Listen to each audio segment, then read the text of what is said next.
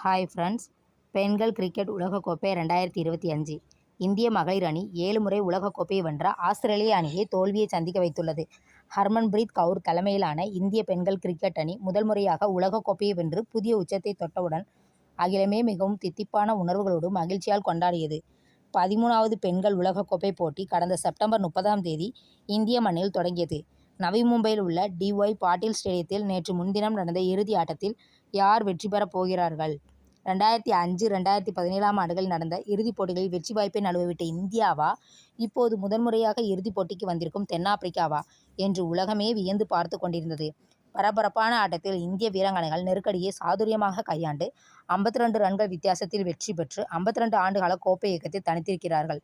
அரையிறுதியில் ஜெமிமா ரோட்ரிக்ஸ் தன்னந்தனியாக போராடி கவனத்தை ஈர்த்தார் என்றால், இறுதிச் சுற்றில் யாரும் எதிர்பார்க்காத வகையில் 21 வயதான ஹரியானாவைச் சேர்ந்த சபாலி வர்மா 87 ரன் மற்றும் 2 விக்கெட் என வெற்றிக்கு அடிகோலினார். இதில் ஆச்சரியமான விஷயம் என்னவென்றால், சபாலிக்கு முதலில் இந்திய அணியில் இடம் கிடைக்கவில்லை. சக வீராங்கனையான பிரத்திகா ராவல் காயமடைந்ததால் அவரது இடத்துக்கு ஒரு வாரத்துக்கு முன்புதான் அழைக்கப்பட்டார். கூடவே கோப்பையை கையில் ஏந்தும் பொன்னான தருணமும் அவருக்கு கிட்டியிருக்கிறது. கடந்த ஆண்டில் ஆடவர் 20 ஓவர் உலகக்கோப்பையை வென்ற இந்தியாவுக்கு மேலும் ஒரு மணிமகுடமாக தற்போதைய பெண்களின் வெற்றி அமைந்திருக்கிறது. இன்று பெண்கள் கிரிக்கெட்டின் மகத்தான சாதனையை நினைத்து பெருமைப்படுகிறோம், கொண்டாடுகிறோம். இந்திய பெண்கள் அணி உலகக்கோப்பை போட்டியில் முதல் முறையாக மகுடம் சூடியிருந்தாலும் இதற்கான விதை 112 ஆண்டுகளுக்கு முன்பே இந்தியாவில் விதைக்கப்பட்டது. 1913ஆம் ஆண்டு ஆஸ்திரேலியாவில் பிறந்த ஆனி ஹெல்லிவ் என்ற பள்ளி ஆசிரியை கேரளா மாநிலம் கோட்டயத்தில் உள்ள பேக்கர் நினைவு பள்ளிக்கூடத்தில் மாணவிகளுக்கு கிரிக்கெட் விளையாட்டை கட்டாயமாக்கினார்.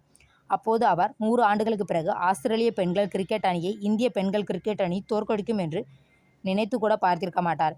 இந்த போட்டியில் நீல உடையில் நீல பறவைகளாக சிறகடித்து பறந்து விளையாடிய இந்திய அணி வீராங்கனைகளின் ஆட்டம் மிகச்சிறப்பாக இருந்தது. தென்னாப்பிரிக்க அணியின் ஆட்டமும் சளைத்ததாக இல்லை. அந்த அணியின் கேப்டனான லாரா ஹோல்பார்ட் ஆடிய ஆட்டம் ரசிகர்களை வெகுவாக குசிப்படுத்தியது.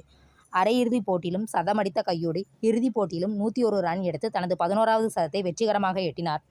உலகக்கோப்பை போட்டியில் இந்திய பெண்கள் அணியில் விளையாடிய வீராங்கனைகளின் அசாத்திய ஆட்டமும் அவர்கள் பெற்ற வெற்றியும் நிச்சயமாக குக்கிராமங்களில் கூட பெண்களை கையில் கிரிக்கெட் மட்டைகளை தூக்கி கொண்டு கிரிக்கெட் விளையாட வைப்பதற்கான ஊக்கமாக அமையும் என்பதில் சந்தேகமே இல்லை.